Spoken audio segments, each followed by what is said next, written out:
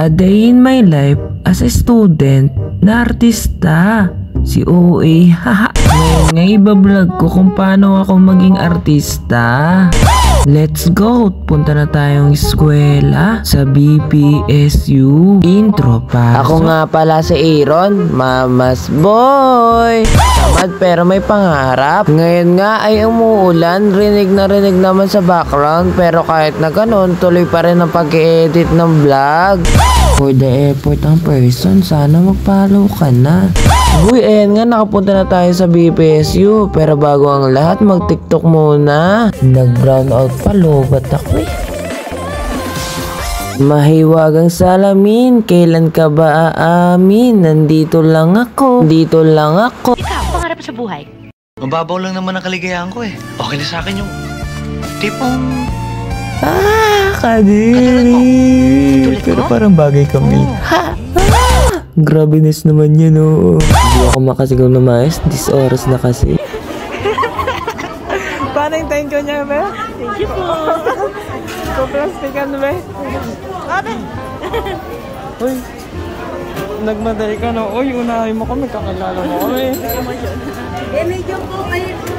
Boy, pagkatapos nga pala namin mag-meeting, nagiwalay-walay muna kami para kumain. Pagkatapos nun, nagpasama nga pala ako kay Angela upang siya ang mag-video sa akin sa simbahan. Nagpaalam muna nga pala ako kung pwede mag-video. Mabuti na lang talaga, pinayagan ako. Gawa nga baka bawal, pwede na dyan mag-bihis sa labas.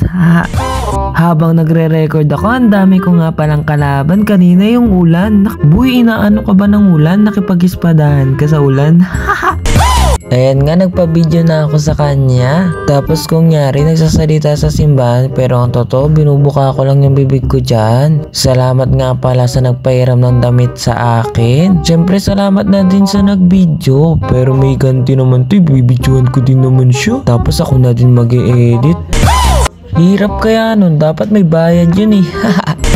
Ayan nga, pagtapos namin mag-shoot at mag-picture-picture sa simbahan, balik sa school para magkita-kita at gumawa ulit ng research. Chapter 4, 5, 6, 7, 8, 9, 10 nga pala yung gagawin ngayon.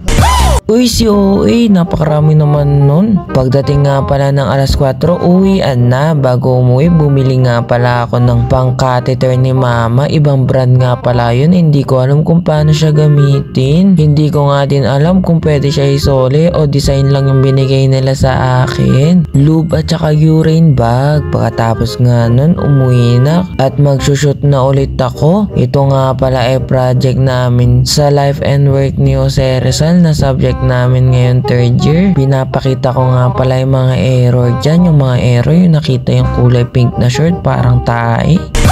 Kahit na ganun, kaya naman gawan ng paraan. Isa ko nga din kalaban yung katahimikan. Baka magising si mama. Kaka-voice over ko.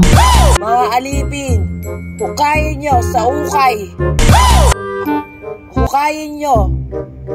Tang nang hindi kasi nagkakabisa ng line eh. Impronto nga lang pala yan. Kung ano maisip ko, gagawin ko. At isasama ko. Mga alipin, hukayin nyo sa libingan ng mga Katoliko si Don Rafael sapagkat hindi siya napapagay dito sa libingan ng mga Katoliko. Ilipat siya sa mga libingan ng mga Chinese, sa mga Chino. Hindi siya napapagay dito. Ayun nga, medyo okay na siya. Pero yung mata ko tumitingin sa camera, egis yun. Dapat tanggalin yun. Tapos yung buy-buy pa nga yung iba. Si OA at pinatakan ko yung aking mata para mapadali lang ang aking pag-iyak. Nakakuha ka na ng technique nga din pala yan. Buy, pangarap ko nga pala dati mag-artista pero dati yun. Malay mo naman, ma-discover ako. Napakagaling ko kayang umiyak. Maria Clara, huwag mo akong iiwan. Nagawa ko lang ito upang mapaganda. Boy, hindi pa nga ako tapos mag-video. May balak akong idagdag. Inuna ko lang nga palang edit to kaysa sa project. Gawa ng baka hindi ako maka-upload agad ng vlog. Sinong inisente ang naganda? Pag pinanood mo nga yung mga error, nakakatuwa siya. Pero pag ikaw umakting at error, mukhang tae. Resistente. Esesente nga lang, hindi ko pa mabigkas. Sinong assassin? Boy, sige, paano ka mag-artista niyan? Diyan pa lang, mali-mali ka na. Yung magiging director sa'yo, kawawa. Siguro abuti ka ng isang araw sa isang scene lang. Charot! Bakit leeg ng manok ang nasa pagkainan? Bastardo! Estupido! Hindi nyo ba ako nakikilala? Ako si Padre Damaso! Cut! Good take. Kaya muna tayo. Gutom na talaga ako sa mga oras na yan. Takam na ako. Gawa ng 2:00 na yata yan, tapos hindi pa ako kumakain. Maganda kasi madaling araw mag-shoot dahil tulog na nga sila. Kaya lang nabugo ko sila dahil ang lakas ang boses ko. Kaso kailangan kasi malakas ang boses dyan. Boy, ito nga pala yung kinaya ng edit ko, pero hindi pa siya tapos. Mas maganda siya kung matatapos na. May mga SPG nga pala siya. Hindi siya pwedeng i-upload sa FB, pwede siyang i-upload sa YouTube. Baka i-blur ko na lang yung iba siguro. Tulad na lamang na nangyari kay Don Rafael.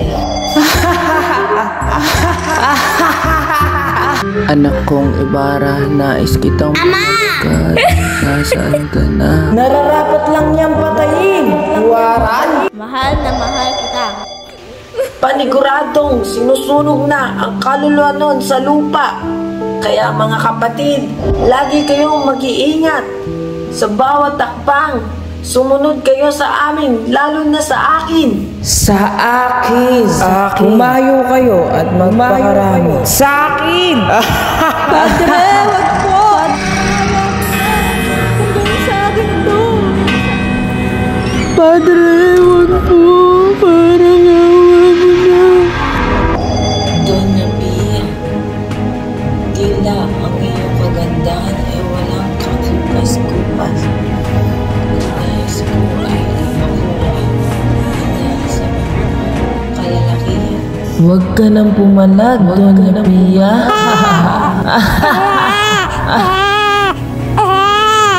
Kay gandang bata.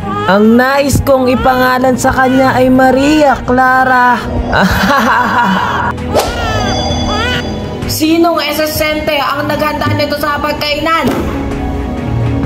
Hanggang dun lang, boy. Maraming salamat. Bye-bye.